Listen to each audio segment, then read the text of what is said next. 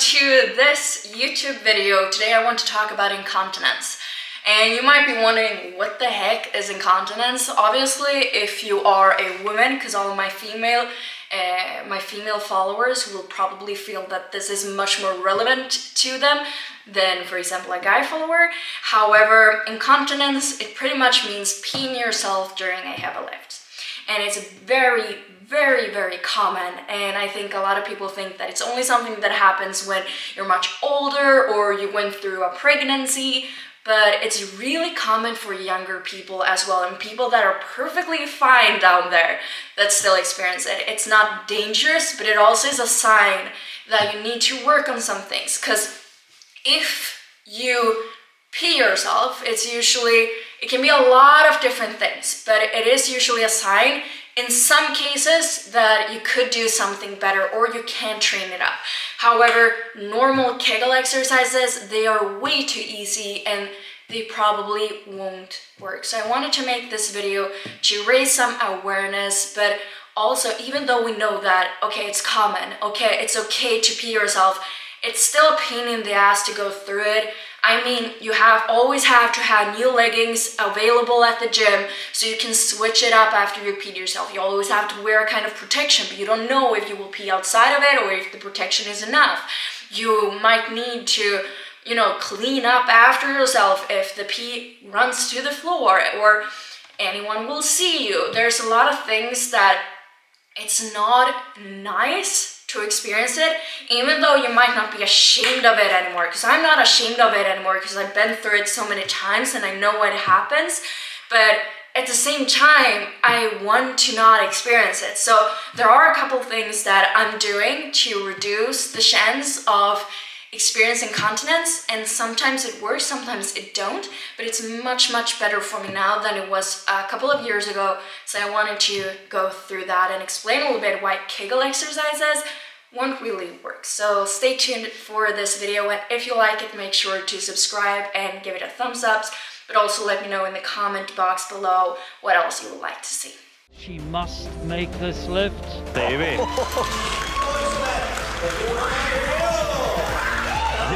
Grattis! Vad har dragit över 200 på träning, det vet jag.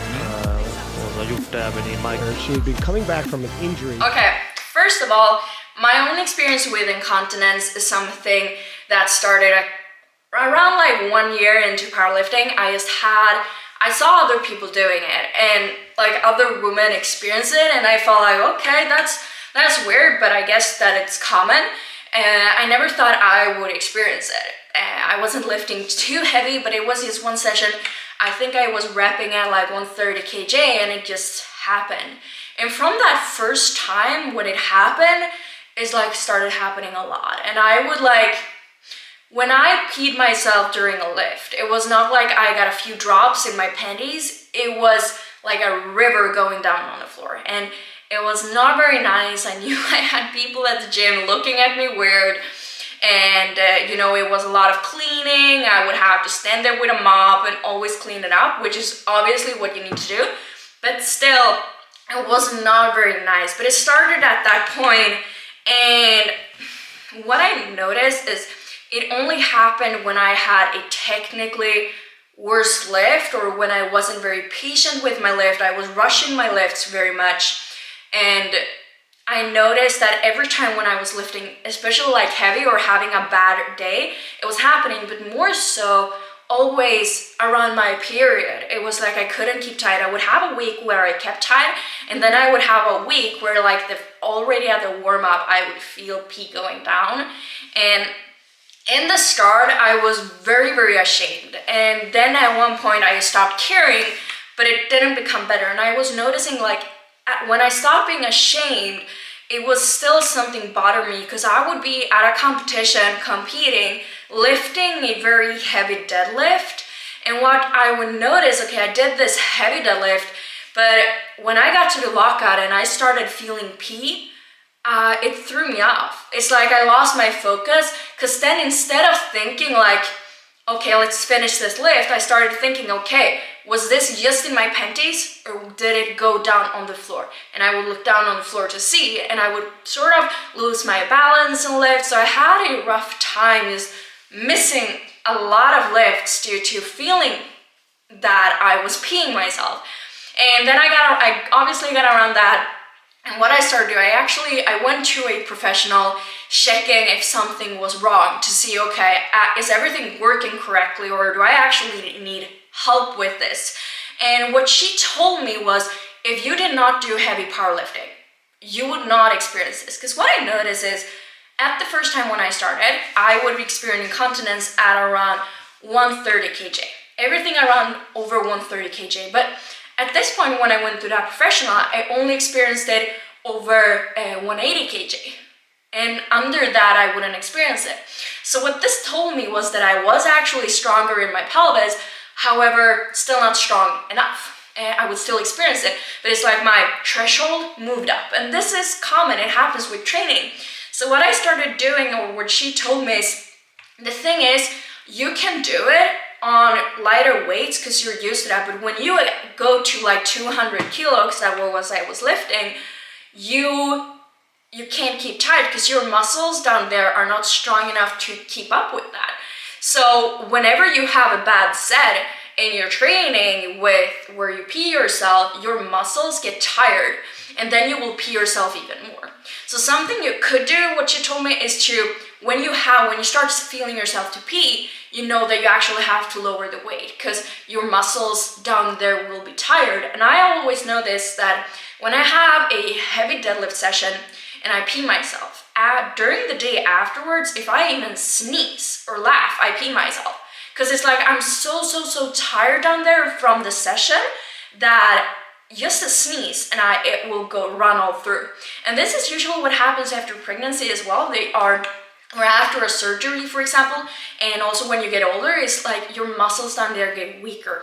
She recommended me doing like pelvis or Kegel exercises, and I did those. I did those every single day for a long time, but it didn't really help. So that's like my experiences, but at the moment, I only experience incontinence the week before my period. The other weeks, I don't really experience this unless I go too heavy. If I go too heavy, then I'm prepared for, my technique will break down and I will get to a point where I pee myself. But as long as I keep the weights reasonable within my limits that day, and so follow my RPE, and as long as I'm not like in just a week before my period, I don't experience it anymore. And those days I know, okay, wear protection and try to maybe choose a lighter weight. For example, yesterday I did a deadlift session and my main goal was, okay, keep your technique and do not go up on a weight where you will experience incontinence. That was my main goal for this session, because I know that when I myself experience incontinence, it's always because I go a little bit too heavy, so I can't keep tight. I lose my tightness a little bit, and I want to always engage my pelvis in every exercise that I do as well. And I know that, okay, then I've gone too heavy. So that was the goal that I did have. And this is, I'm getting my period this Saturday. So it's right before my period. So I knew, okay, it might not work, but it did. I went on weights where I could, and I experienced like a few drops in my last sets because I was tired. And then the same thing, like if I sneeze afterwards, it's like, oh crap, I have to always squeeze down there and pinch down there in order to not experience drops if I sneeze or if I laugh, those kind of things. But when you experience incontinence, usually, for most women, it's usually around your period. For me, it's the week before my period. I know that's very common, but for some people, it can also be around ovulation or during their period, whenever you have a harder time engaging your core. When I'm the week before my period, I have a super hard time engaging my core in the same sense. And when I can't really do that, I experience incontinence, much more incontinence. So that's one thing that, okay, if you train with RP, so auto-regulated training based on how you feel that day, you will be able to adjust the weight so that when you know, okay, I experience incontinence, you can always lower the weights a little bit so you don't tire your muscles, but just like you don't go full maxing out every single session that you do, when it comes to training your pelvis, you don't want to max out because you're going to get so tired. You always want to stay within your limits, but just a tiny bit harder. So trying to just keep up with that. So It also is very common, like I said, once you get older, after pregnancy, if you have a pelvic surgery, for example, but also during heavier lifts. When you are at your maximum efforts, it's really, really common. And if you've looked at powerlifting meets, you can see this happen to a lot of women, and it's really, really common. When you're lifting super heavy, you could be super strong down there. But when you're lifting at your absolute limit, it's no wonder that every other fiber of your muscles are stronger than the tiny muscles that you have down there.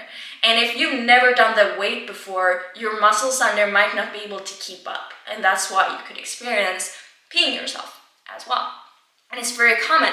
But what I found is also during technique breakdowns. So, for example, myself, I have a very reliable sumo technique. However, sometimes when it gets too heavy, I will lose my lower back just a little bit in the start. So it's like my hip shows up a little bit, which makes the bar go really fast from the bottom, but it also makes my lockout really, really tough. So what happens at that point is that I do sort of the lockout, or I lose my tension and my hip positioning in the start, I will also be more prone to peeing myself.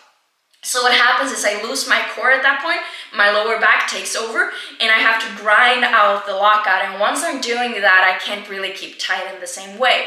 So whenever I go too heavy and I have that lockout or that technique breakdown, I will experience incontinence. But whenever I can really focus on squeezing down there and stay patient off the floor, not trying to move the weight super fast off the floor, but trying to be patient and just maintain my position, and once the bar is in movement, then go really fast. If I do that, which I'm supposed to do and I train to do, I don't experience incontinence even on heavier weights. But when I lose that, if the weight is a bit too heavy that day, then I will pee myself. So for me, what has happened before, I was really scared of peeing myself, and I was just thinking, okay, I lift heavy, of course I'm gonna pee myself. But at the moment, I'm thinking about it like, I don't really care if I'm a competition, if it actually happens, but it is direct feedback for me that my technique is not on point. Because I know even the week before my period, I can avoid incontinence if my technique and positioning is on point. And if also my weight selection is on point and I'm not going too heavy. Now, if I experience incontinence, I know, okay, I either went too heavy for my capacities this day, I overshoot my RB. It could also be, okay, I didn't stick to my positioning. So what I'm doing, if I have one of those sets, I know that, okay, if I tire my muscles down there just one set too much, I know like just a sneeze and I'm not tight down there, I'm gonna pee myself again. So what I'm doing at that point is, okay, if I experience that, I have direct feedback for myself to say, okay, the next set, I probably either need to lower the weight or I need to really squeeze my pelvic floor up towards my tummy, and I also need to really stay patient. I have to allow the weight to be heavy off the floor. So I do that. And once I actually do that, I feel a huge difference. And it might be really heavy, and I might still experience some drops because I'm tired at this point in my pelvic floor. But at that time, I will be able to usually go away, and the weight will actually feel much more solid, and I can push through more because I have better technique now. So for me, I actually learned to, instead of seeing it as a devil, being scared of it, or those kind of things, I started seeing it as direct feedback. So I can go into a deadlift session, okay, having the thought, I'm not gonna pee myself today. I'm gonna stick through my position, and if I have that feedback, I'm gonna have a great session. I'm gonna have a great session with every lift feeling good, not because I don't pee myself, but because my positioning is correct. And that way I can have a good deadlift session even the week before my period. So I actually used incontinence as a positive to guide me through. So what I did, as I told you, I checked it with a professional, and I did do like normal Kegel exercises, but I also did do technique work. And technique work was the one thing that has allowed me to, right now, I don't experience incontinence at 180 kilos even, or even 190 kilos. When I am up on 200 kilo, I still experience it as far as I know. I haven't had a session on 200 kilos yet where I have not peed myself, but I could not pee myself even the week before my period on 190. That's huge progress. I would never be able to do that before. So that's something that I'm able to do right now, and it's because of doing technique work. And what I mean by this is actually doing like pauses and tempos. So like a pause deadlift where the second the bar breaks off the floor, you do like a small pause and you stay through there, and then you go up again. That means you have to stay tight, you have to keep your head positioning throughout the bottom position in order to get out. This is actually great because as long as you squeeze your pelvis floor as well, now you get a Kegel exercise. But that Kegel exercise that's really, really, really good and with heavy weights. Because Kegel exercises like I did, I was standing right here and just doing them, they are too easy. I would never be able to transfer just doing a squeeze of the muscle to lifting 200 kilos. It was just too big of a difference, for me at least. For some it works. But so doing like pause deadlifts and doing tempos, slow tempos off the floor, where I had to be slow and keep tight and make the weight heavier and really squeeze my pelvic floor, helped a ton. So something else I did, I got this from a Swedish girl, she is called Elsa, and she posted about it using Kegel balls during deadlifts, which was amazing. So I tried that, and I still do that. When I have like an easier session, for example, I would do that. I would add a Kegel ball, and I would use that when I'm deadlifting because it would remind me to make the squeeze of my pelvic floor a little bit heavier. And so doing that as those add weight and still doing a deadlift where you use heavy weights and you make the weight heavier by a pause and a tempo is really, really good to just train. I would also do like kettlebell squeezes where I would do like a kettlebell sumo and just squeeze in the top and really make sure to just focus on my pelvic floor instead of focusing on, for example, my glute and those kind of things. And this is what made me stronger, not just normal Kegel exercises, because I find that they are way too easy, but these are working much better because they don't just activate the muscles, but you actually get to train them. So I would add this in like at the end of my sessions, and I don't know if it will help you, but it helped me a ton because I experienced rivers of incontinence at 130 kg before, and now I don't even experience at 190 kg. So it's a huge win for me. So the exercises, once again, do like a kettlebell sumo with Kegel balls, and because then you will have to squeeze, but you can also do like pauses and tempos and the deadlift, same with the squat if you experience it there, and use like Kegel balls there as well to make it even heavier, but also just going slow and realize that it's small muscles, so it's no wonder that it happens when you're on heavy loads unless you're used to those loads. So that's why so many people experience it, but also why it's so common to experience. And I wanted to talk about it just because of that, so you get some ideas of what you actually can do. But if you're really weak down there, you start with a Kegel ball without doing heavy weights, and you start there. Especially if you're building back. Core exercises are also great for this, but also making sure your glutes are activated, those kind of things. They really helped me, and I know they helped a lot of other people as well. So I think, or I hope that some of these tips did help you with this, but also remember that it's something that takes time. I've experienced incontinence for 4 years now, and right now it's better, but it still happens from time to time, but it is much better. Also remember, sometimes you just have to lower the weight that day. If a weight, okay, you can do a weight, but you pee yourself sometimes if you really want to train it up and not experience, especially if it throws your focus off, because then try to actually just lower the weight and train it up gradually just that day, especially like the week before your period if you also experience it there. So I hope this helped, and just like I said in the beginning of the video, if you like this video, subscribe, give it a thumbs up, or whatever else you like to do. Thank you so much for watching, and I'll see you in the next video.